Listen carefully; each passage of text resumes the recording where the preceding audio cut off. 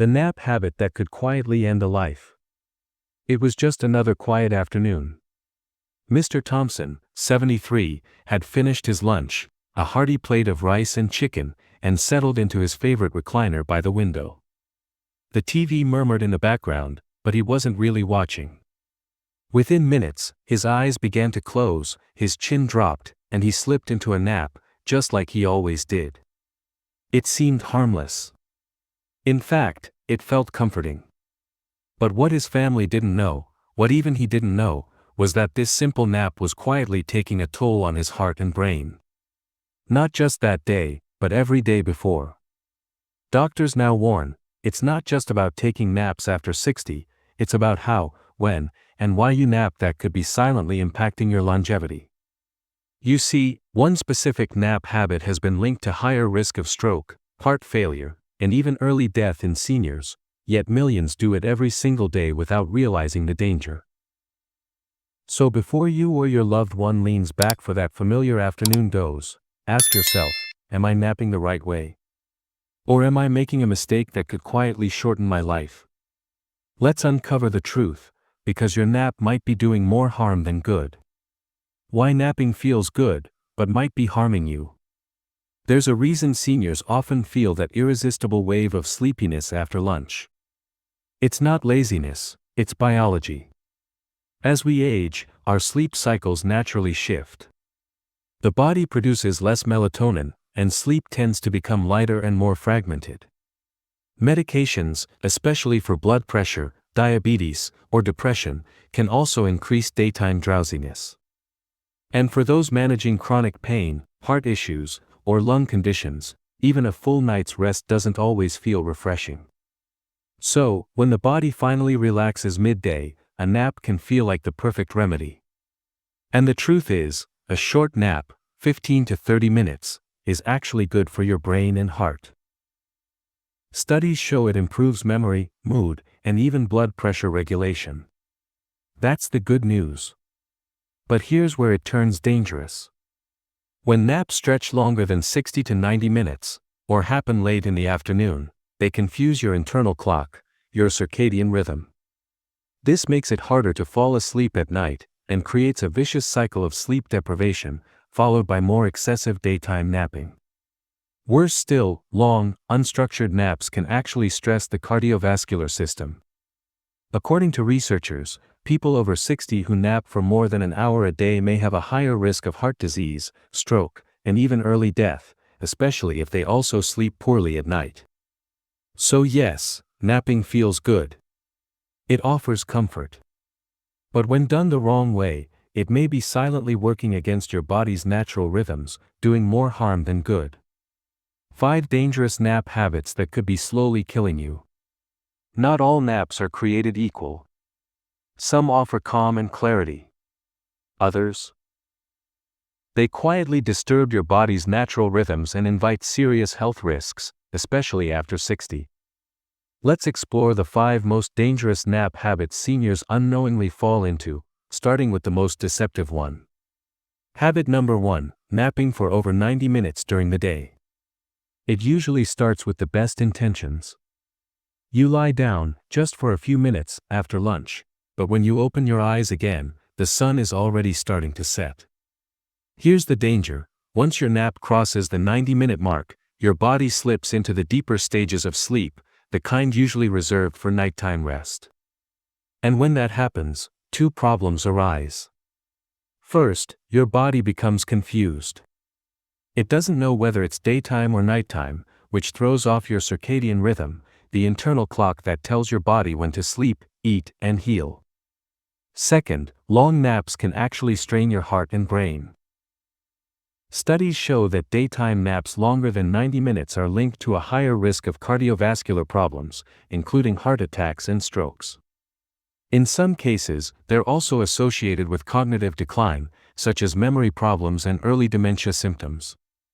One study from the American Heart Association even found that older adults who nap too long have a higher overall mortality rate, meaning the habit may be shortening lives without anyone realizing. It's not the nap itself that's dangerous. It's the length and timing of it that matter most. If you find yourself routinely sleeping for over 90 minutes during the day, it may be a red flag. Your body could be trying to compensate for poor nighttime sleep, or something deeper, like low oxygen levels, blood sugar swings, or depression. So don't ignore it. A nap that feels innocent may be a quiet warning sign. Habit number 2, falling asleep in a sitting or slouched position. We've all done it. You're watching TV or reading a book, and slowly, your eyes start to close. Before you know it, you've dozed off, slouched over in a chair, neck bent, breathing shallow.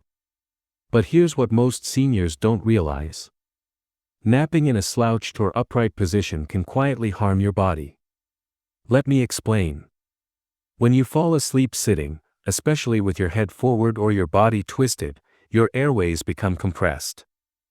For seniors with high blood pressure, asthma, or COPD, this can limit oxygen flow to the brain and vital organs. And over time, this poor posture can cause silent hypoxia, a condition where your oxygen levels drop without you even noticing. You might wake up groggy, dizzy, or confused, thinking you're just tired, when in fact, your brain was running low on oxygen. Even worse, doctors warn that frequent shallow breathing during naps can trigger mini-strokes. These tiny strokes often go unnoticed at first but quietly chip away at brain health, memory, and balance. And here's a sad truth. Many seniors who've suffered a major stroke later on had signs of mini-strokes for months, but they were missed. So, if you find yourself nodding off in a chair, on the couch, or at the kitchen table, pay attention. Your nap posture matters more than you think. Instead, aim to rest in a slightly reclined, supported position, with your neck straight and lungs open. A proper resting position helps your heart pump efficiently, your lungs expand fully, and your brain get the oxygen it needs. It's not just about being comfortable. It's about staying safe, even while you rest. Habit number 3, napping right after a heavy meal. It sounds so tempting, doesn't it? You finish a warm lunch, maybe some rice, curry, or a hearty stew, and all you want to do is lean back and drift off into a nap. But here's what most people over 60 don't realize. Napping right after a heavy meal could be putting serious strain on your heart and digestive system. Here's why. After a large meal, your body shifts into digest mode. Blood rushes to your stomach and intestines to help break down food. But if you lie down or fall asleep too soon, that process gets disrupted.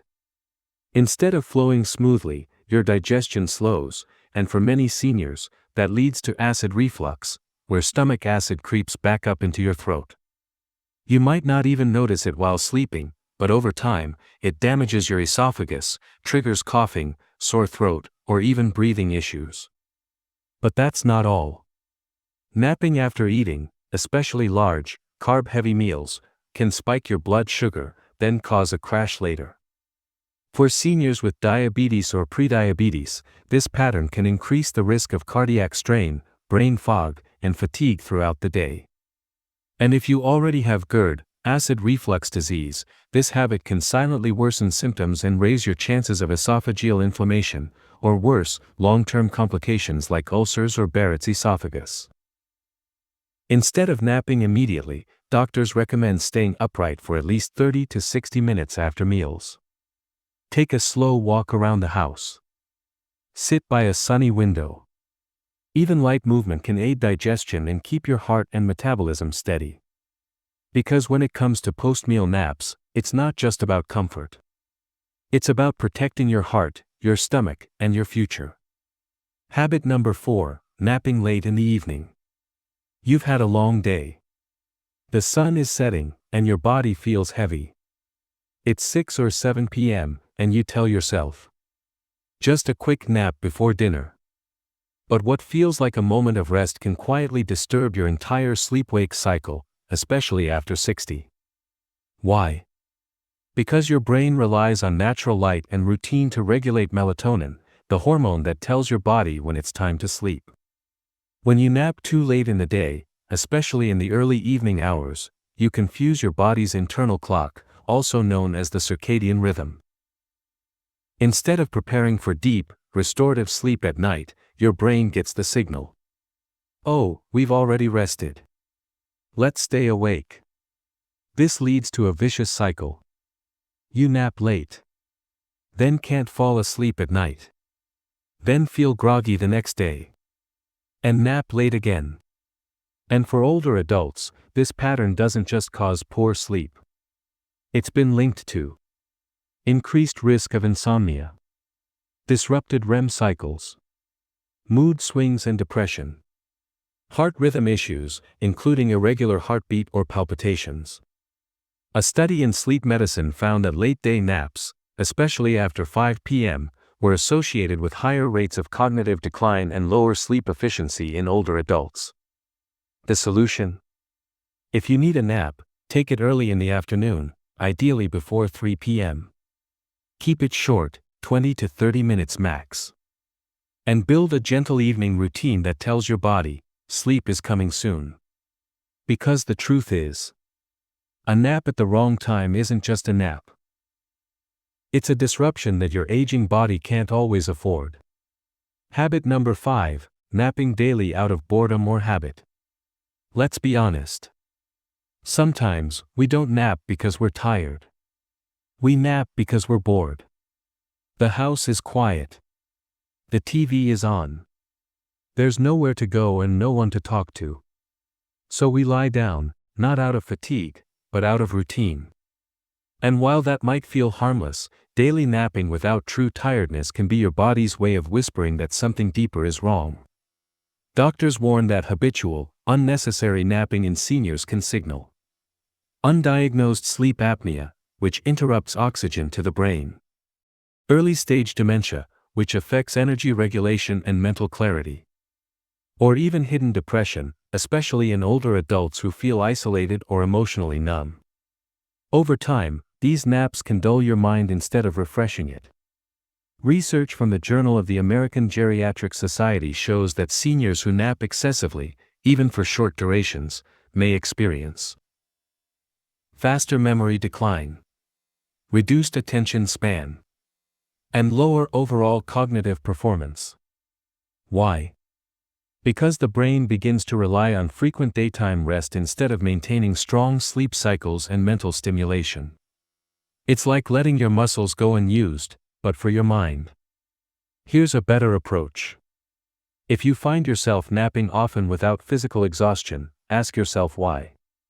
Try replacing one nap a day with light activity, like walking, music, gardening, or calling a loved one. And if the need to nap is constant, talk to your doctor. It might be more than just a habit. Because frequent naps shouldn't be your brain's way of hiding from life. They should be a tool for healing, not an escape from living. Before we move on, let me ask you something personal. Do you or someone you love nap every day after lunch?